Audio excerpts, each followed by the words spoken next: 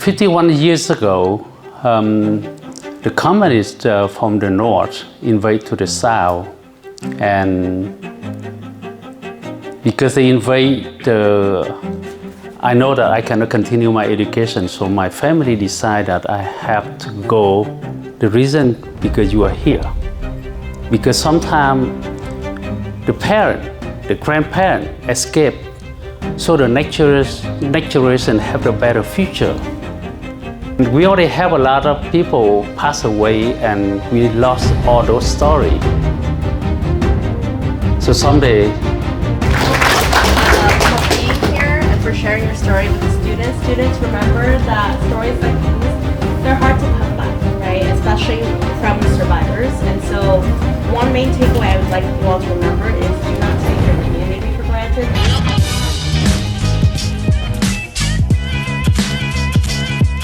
Hello everyone, thank you for coming today. We have a special guest here with us, and his name is Bac Thuy. He's actually the founder and president of the Vietnamese Heritage Museum. And today he'll be sharing his journey from Vietnam to America and how he established the Vietnamese Heritage Museum. Now let's welcome Bac Thuy.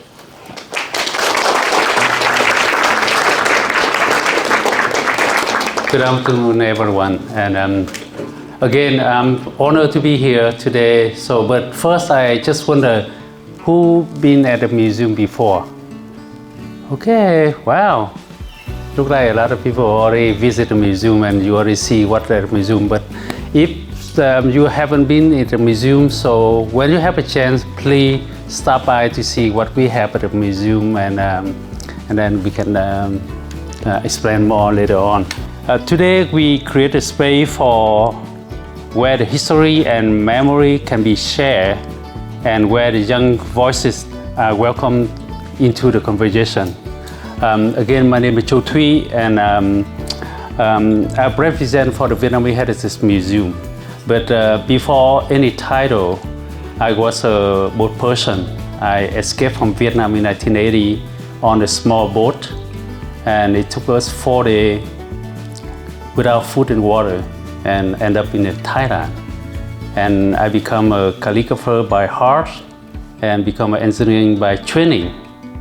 And 2014, I left my professional to become the founder museum since 2016.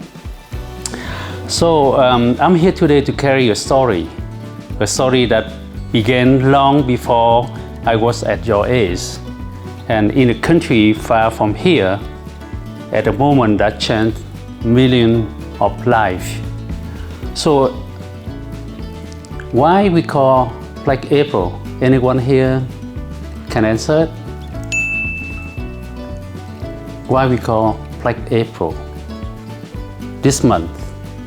So 51 years ago, the communists from the north invade to the south, and because they invade the agreement that the north belongs to the communists, the south is a Republic of Vietnam. But the agreement signed in 1954 and another agreement in 1972, and they continue invade the south. And then after that, in April 30, 1975, the South fell into the communists. But many Vietnamese family is what not end of anything. It's what beginning of the loss, uncertainty, and survival. After the communists over the South, nearly a million Vietnamese men and women working for the Republic of Vietnam have to end up into the concentration camp, which is the hard labor camp. So people, according to the record, about 165,000 men and women die in the camp because they don't have medication, malnutrition, and then some people have been executed. People try to escape and they shoot them. So that's why according to record, remember 165,000 men and women died in concentration camp. So my question is, anyone here who have the parent or grandparent in the concentration camp? Okay, raise your hand. Okay, so you know what happened to them, right? So a lot of them, after they've been in the concentration camp for over 3 years, they're allowed to come to the United States. So that's why some of you here, because either your father or your grandfather was in the camp for more than 3 years. So that's why, at the museum, we have a lot of artifacts that people was in the camp, and they make some souvenir for the family, and later they donate it to the museum. So when you have a chance, so some of you already seen, especially the gentleman here. What's your name again? David. David was at the museum, and David was visit UCLA a field trip, and he already seen what they're using the technology to do the 3D scan. So later on, I can share you the link that you can go into the website to see hundred of artifacts at the museum have been 3D scanned and put on the website. Let me talk about my escape. The reason why so many Vietnamese escaped. So another question: did you hear anyone here know about the boat people? Raise your hand. Okay. So how do you know about boat people? From school. Okay, from school. But anyone here who parent or anyone in family escaped by boat? Raise your hand. Okay, only few, right? So right after 1975, people in the concentration camp and some people outside, because for my case, after I finished high school, I cannot continue my education because my father involved in the Republic of Vietnam. So we're not allowed to continue education. And then at that time is a lot of people, they have to send into they call a new economic zone, which is, for example, you have a house in Saigon, they took your house and they send you into the jungle, and you have to build another house so you can live there.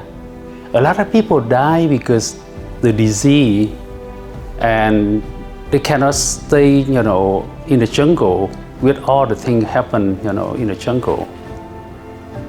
So people outside, a lot of people don't have the freedom to speak. And then people start escape by boat. So that's why I know that I cannot continue my education. So my family decided that I have to go. And I remember my father told me that if I escape and if I survive, I save myself and I save my family. You know why? As soon as I got here, I started working. 2 weeks after, at that time I remember I don't speak English well, but I applied a job and I always have the notebook with me. And if I don't understand, I have to write down a question. And now I start earning the money and send back to Vietnam to pay for the fee that I escaped. But I am a survivor. Around 839,000 people survive when they escape by boat, or they walk across the border from Vietnam to Cambodia and to Thailand. But the same amount was never make it to the land of freedom. For example, the people escape by boat. If you are at the museum, you already see the boat, a very small boat, and they go into the open sea. You're facing the perfect storm, or you dehydrate, People don't have food and water. And perfect storm that's the most kill people there. And some people get lost. They don't have a GPS like today. They just go, and then sometimes they look at the star. Some people have experience, so they look at the star, so they go into the south to go into Malaysia or Thailand or Indonesia. But sometimes people got lost months in the open sea, and people start dying. So a lot of people die, and so if you visit the museum, you probably see the memorial wall for the people who never make it to the land of freedom. And then, so when people get to the refugee camp, so people can get to another country. But before that, a lot of people walk across the border. They're facing landmine, and they're facing tiger. People kill them. And then they got to the camp, but one thing I want to mention to you, a lot of young girls and women, when they escape, they're facing pirate. They've been raped multiple times. I was in the camp and I saw people, some young girls cannot walk into the camp. Somebody have to carry them into the camp. And I saw a lot of people die. So a lot of people escape. The reason why, because you are here. Because sometimes the parent, the grandparent escape, so the next generation have a better future. So hopefully someday you go back and tell your parent or tell your grandparent that just thank you to them. Because of them, you are here today. And you have a better education, you have a better life. So hopefully someday I'm asking you to can help us to go home, and we will help you to the process how to interview and keep your parents' story. And we already have a lot of people pass away and we lost all those stories. So someday come to us and then we can help you to continue keep that story alive for the next generation.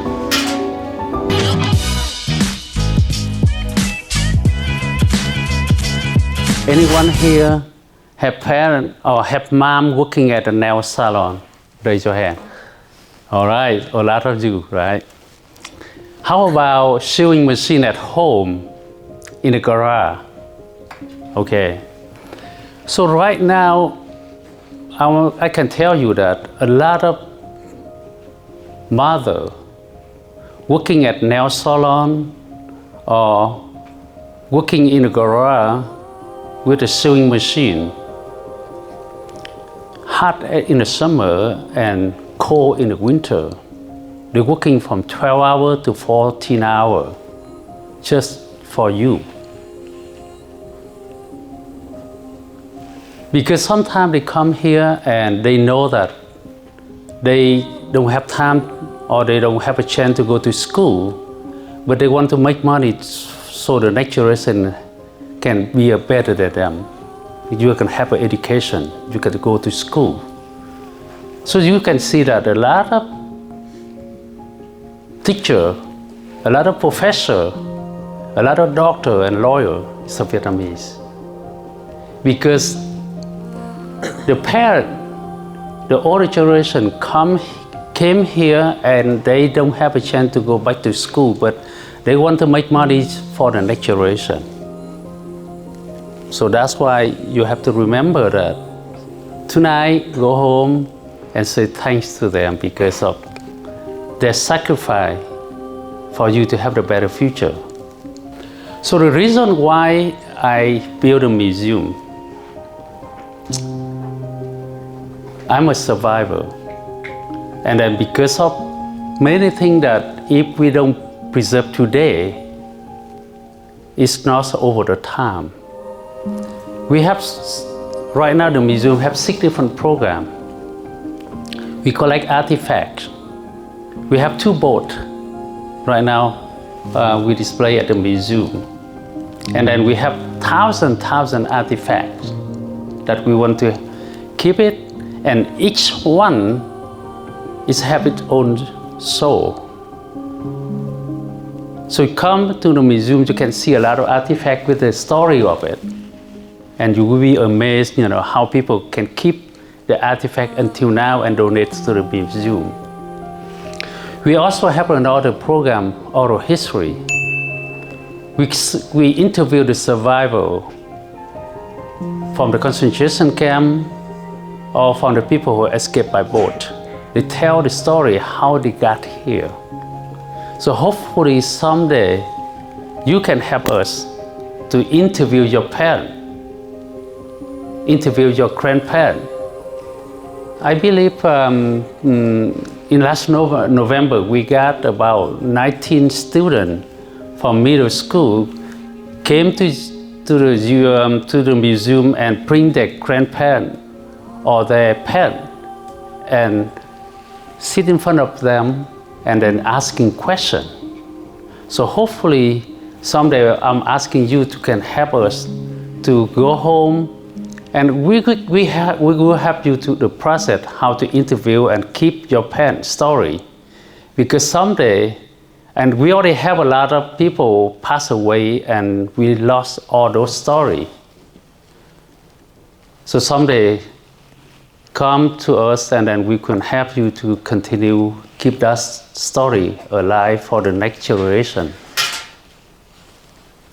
We also have a lot of work at the museum, so hopefully you can join us to volunteer for us. And then another thing is for the museum is we try to educate not only Vietnamese but also for Americans to understand why the Vietnamese here. Sometimes you walk on the street or you in the school, people confusing between you and some other ethnic like Chinese, Korean or Japanese. But Vietnamese have different story when they got here. Let me tell you, 1975, in this month, back to 1975, 130,000 Vietnamese had been evacuated out from the Vietnam. So some of you here, probably your grandparents or your parents already here since 1975. And then the second wave is the people who escaped by boat. And the third wave is the people who came here under ODP program. Have you heard about the ODP program? Okay, the ODP stands for Orderly Departure Program. And also the HO program. HO is whoever in the concentration camp for more than 3 years, they're allowed to come to the United States under sponsorship. So that's the third way. So around 600,000 people came in the third way. And a lot of people continue to come under sponsorship program. So that's why we have it here at the LittleSaigon. The people come here from 1975 until now. The LittleSaigon is not happen overnight, but people continue building, and you are the future of the LittleSaigon. Okay. So hopefully, if you can continue working with us, and we can help you to understand why and how the Vietnamese came here, and make sure that you understand and be proud of your roots. So right now I want to stop a little bit here for anyone who have any question. Yes. The artifact is from beginning is very difficult for people to give up their souvenir for the family. But later on we told them that if they donate to the museum, we kept it under the climate control first.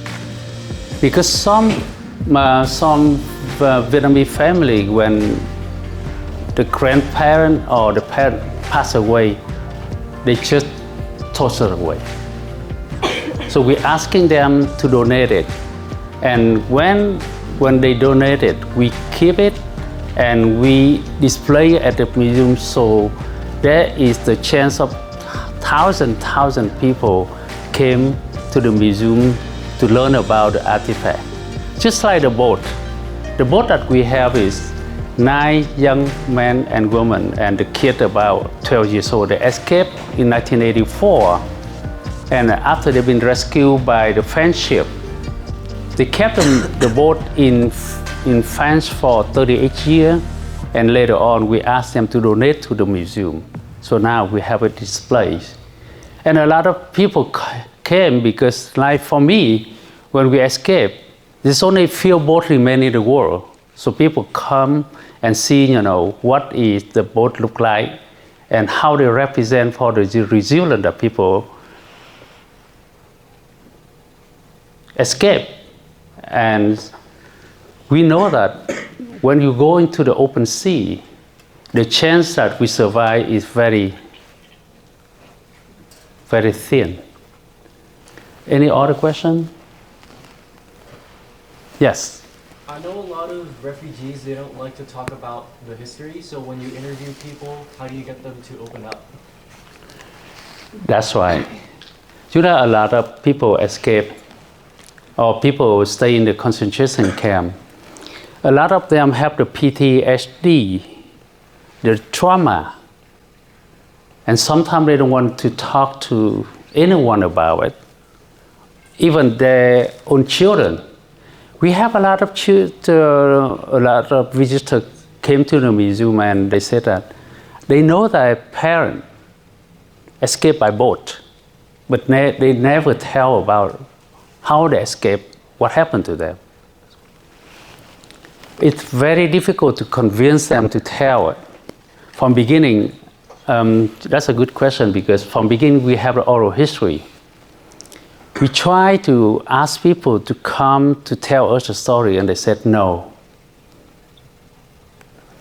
I don't want to talk about it.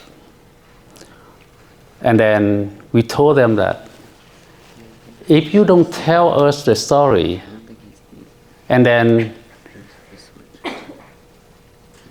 if you pass away, the story lost. And the next generation won't have a chance to listen to what happened. And then the story and the lesson will be lost. And then from beginning, it's very hard to convince them. But after a few time, we have the program post on YouTube channel. Right now, we got about 100 video on YouTube channel, and more than 36 million people watching already. So one of the some of the survivors, when they see the video and they come to us, they said, well, I want to tell my own story so my children or my grandchildren, knowing what I've been through and learn about my story. We have one of the gentlemen, and after we filming it, and his grandchildren watching it, and she become she study history about Vietnam, and then she be proud to tell all her students in the high school about the story of her parent and her grandparent, the story. So we encourage people to tell the story, because that's only chance that you can tell, and that the story continue to be kept at the museum and keep from now and then continue for the next generation to learn. Yes. When you here, what did you start your career off with, before you became the founder of the museum, and then how were those experiences for you? Yeah. Okay, the question is how I came here and how I start my career and become a founder. Some people driving all the way from San Jose down to here, 6 hours, just to see the boat that carried them to the land of freedom. So that's why the museum needed for.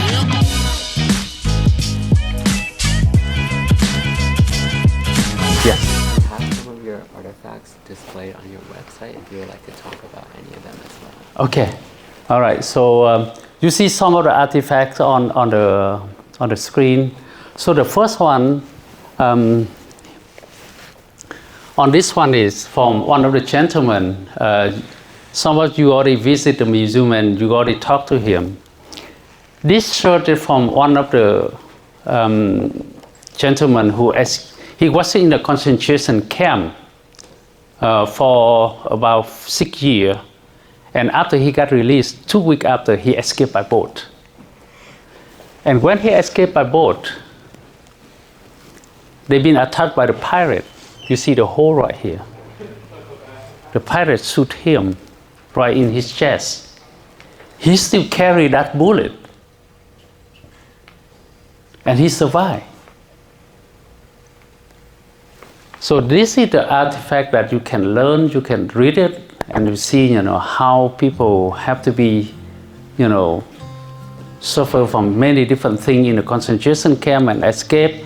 But his story is very, very different, very difficult for him. When he got shot and he almost died, and luckily he got to the refugee camp and he survived. And this is the campus. Most people escape by boat. They have to carry some campus, but this is some of the small one. This one only using when you're walking on land, not using on the boat, because on the open sea, on the way, with this tiny thing you cannot see, if they're pointing north or south. But people using it to escape anyway. So we have many different campus at the museum. So come and see. Can you show another one? And then this is some of the souvenirs that people make in the concentration camp. This is one of the birthday card that one of the father using a piece of bomb, and he's using a sharp tip from the barbed wire, and then he drew. He imagined his daughter, and he make it into the birthday card. So this is one of the very sensitive. So we do have this one on the website from the UCLA, so you can check it out and look closer. So again, we get thousand artifacts, and we have some. For example, this is the backpack made out from the jean, a pair of jeans. So when in the camp, people can they have to using their skill and do all kind of things to make into the useful thing. So this is one of the souvenir that one of the gentlemen also escaped, and he lent the money to one of the people in the camp, and they didn't have money to return it to him, so they make this one and give it to him. So after he came to the United States, and he donated to the museum. So again, there's a lot of artifacts that we have in the museum. So, and beside that, this, have you seen this one? Some of them come here to after they allowed to come to the United States. They buy this one and put their belonging into it. This is what we call the thin liquid. So they get wheel, so they can carry it easily. So we get few of them showing at the museum, and most of them, they have the address at the United States. When you are allowed to come to the United States, and they know that the family sponsor them, so they put the address on it. So this is in Santa Ana. And then we have few of them showing at the museum right now. So now I say that there's thousand artifacts, and each one, they have the meaning of it. And this is the they call the HO card. So any one of you see this one before?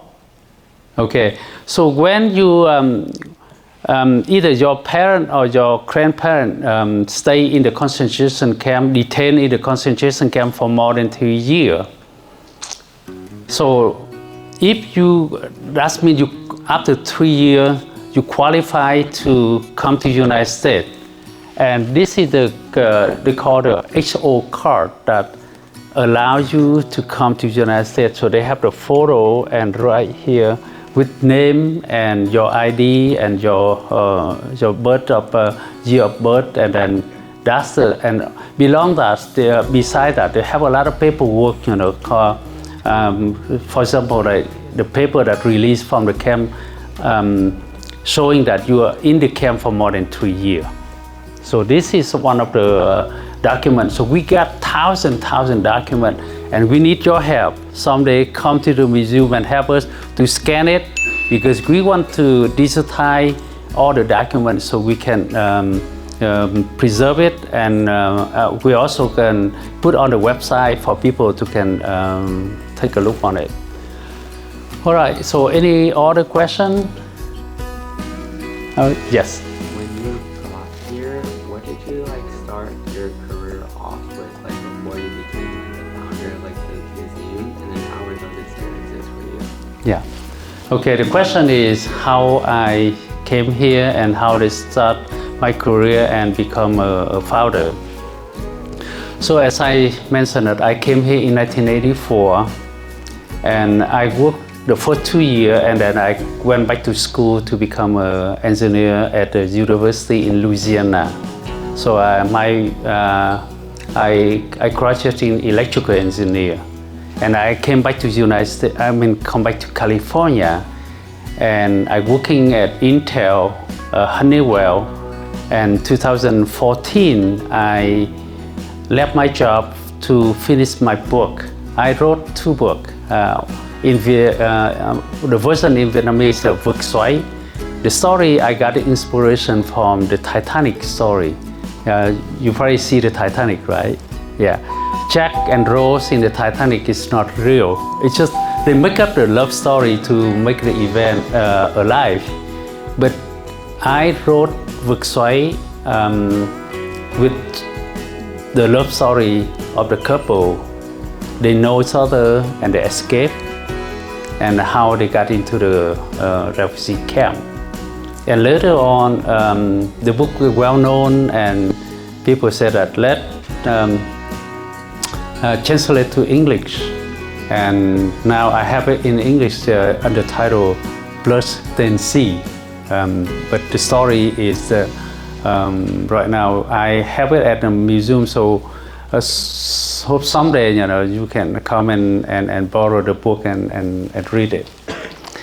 So I'm looking at engineering, but it's not enough. I also become a calligrapher. Probably some of you see me at the TED Festival. I'm sitting down there and write people's name. And then even write a book and do calligraphy, do artwork is not enough. 2016, I decided to form with some of my friends, form the museum, because from the museum we can preserve the history, preserve the story of the survivor, and then we can collect the document.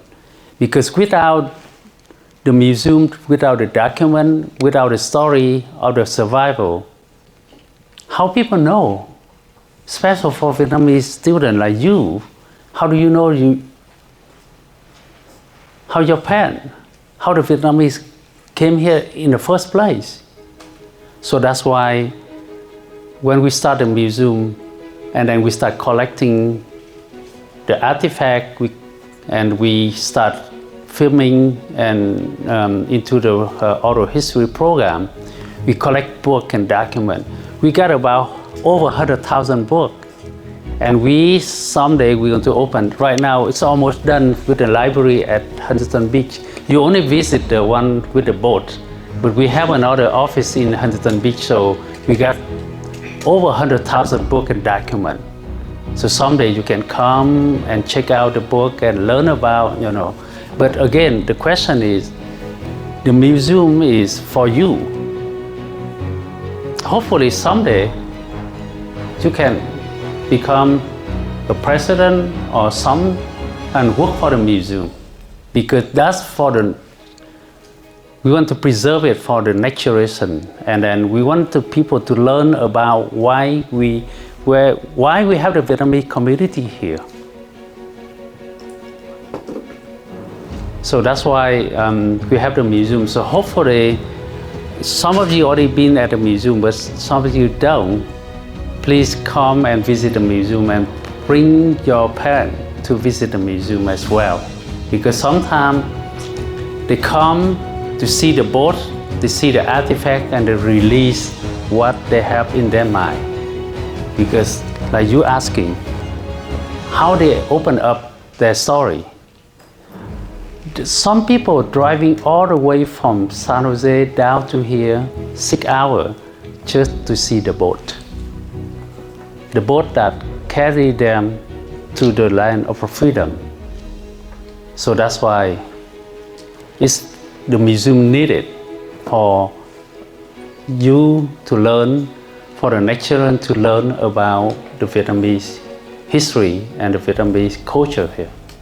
Các em học sinh thân mến, các em có sẵn sàng để nâng các kỹ năng của mình lên mức cao hơn chưa? Hãy sẵn sàng đi, bởi vì học khu trung học Huntington Beach đang bổ sung thêm các lớp giáo dục kỹ thuật nghề hay CTE trong niên học tới. Cho dù em thích về kỹ thuật, y tế, kinh doanh hay các ngành nghề khác, đều sẽ có lớp ưa thích cho mỗi người. Các lớp CTE được thiết kế để cho học sinh có trải nghiệm thực tế trong đời sống. Hãy tận dụng cơ hội này để phát triển các kỹ năng đáng giá, giúp các em chuẩn bị cho sự thành công.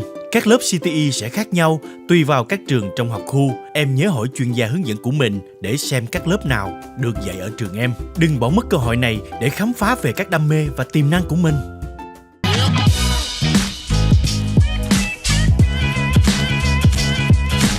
I see another hand raising on that side. Yes. Anyone else? Yes. How many people are on your refugee boat? And then are you still in contact with any of them, or seen them after? Okay. How many people on my boat? My boat have 117 people. We sit right, on the boat, a very small boat. It's only 30 feet. And we sit like a sardine.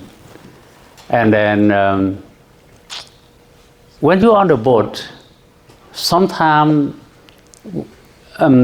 most people, to answer your question, because my camp, I only stay in Thailand for 7 months. But some people stay in Malaysia for a year. So they know each other. They go to church together. They go to school together. They still Thai. Even now, they have a lot of group that they join, like Bidong, Polo Bidong group. But for my boat, because after that, it's a good question. I did not get contact with anyone. You know why? Back to 1980, you don't have cell phone like today. Even we stay in the camp, they give the phone, but after many years, they changed the phone number and we lost contact. So even now they know me doing the museum, they see my face, but I couldn't get anyone from the same boat that I escaped with. Good question. So maybe I'll start, asking, looking for someone. Because when I escaped by boat, let me tell you how. Late at night, we jump on the boat, and then we travel, and then the next day, when the sun rises, I look at it, the boat too small, and the owner only bring food for their own family, and we didn't get anything. I still carry a little bit. I still I brought a lemon with me, and every morning I took one of một muối, and then I took some medication, and I survived.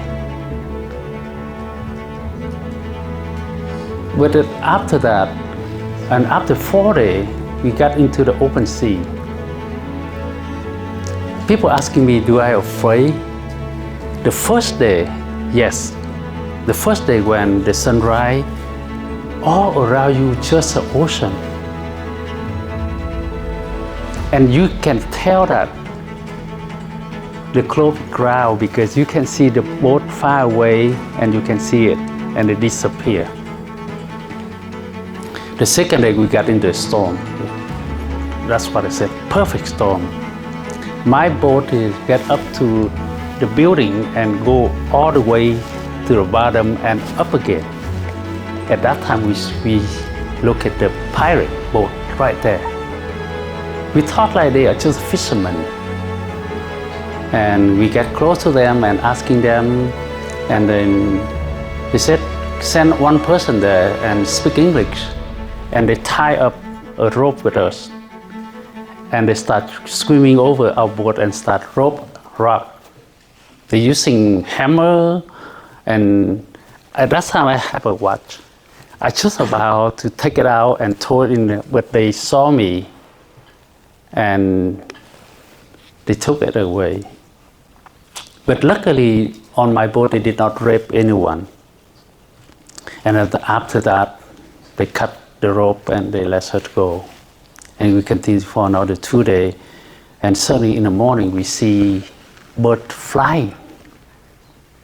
And we said, oh, that land. But we don't know it's Vietnam or Cambodia. We get lost. And finally we see a navy from Thailand. And we know that we are in the Thailand territory. And later we get in. Yeah. And we stay in the camp. But late at night, you know, the thing is, when people stay in the camp, we are not belong to any country. So they came to the camp and they took out the woman, and we have nothing to protect ourselves. So that's a lot of story about. Okay. Any other question? Yes. Did your boat have a motor on it? Yes, we did.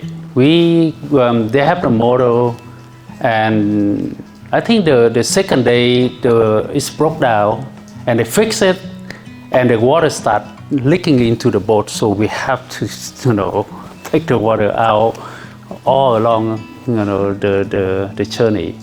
Yes, we do. But the boat at right now display at the museum did not have the engine. People using the paddle. Those 9 young men and women is very brave because I don't know how they thinking that they can, using paddle into the open sea.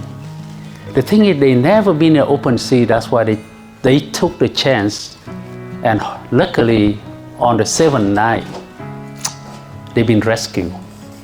So that's a lot of boats, they got engine, then they broke down and they got lost into the open sea, and that's how a lot of people die. Yeah. Other question? Yes, the bike? When you first arrived in the US, do people mistreat you badly and don't care about how you interact with experience in the past? Or do they show you respect? Well, when we got here,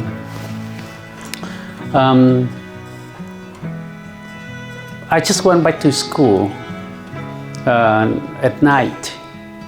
And yes, you're right. At that time we facing some discrimination.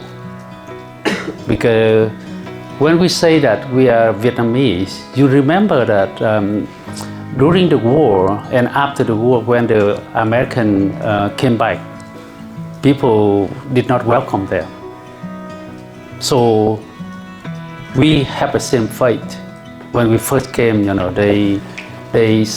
I facing some discrimination, and but we just keep quiet, keep it low profile, and don't do anything.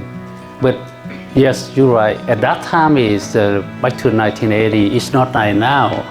You remember back to 90, even when we see the Little Saigon sign on Freeway 22, the next day is broken. And that's how they treat the Vietnamese at that time, is they no respect at all. And a lot of things happen. So we have some document about, you know, the discrimination at that time. But over time, they have more respect to the Vietnamese because we're doing good. And we do a lot of good things for the community, so that's why we get more respect now. Yes. Some other question? Yes. Yes, the question here. Up to now, I got 117 people, but I did not get contact with anyone because, like I said, when we move, some people on my boat go to Australia, and some people in the camp, we exchange the phone number and address, but over the time, we're moving, and we lost contact at all. You know, I only got few people on the same, we stay in the same camp in Thailand, but most of them we don't have contact right now, because at that time, you know, we only mostly contact by mail, but over the time we're moving and we lost contact. Yes.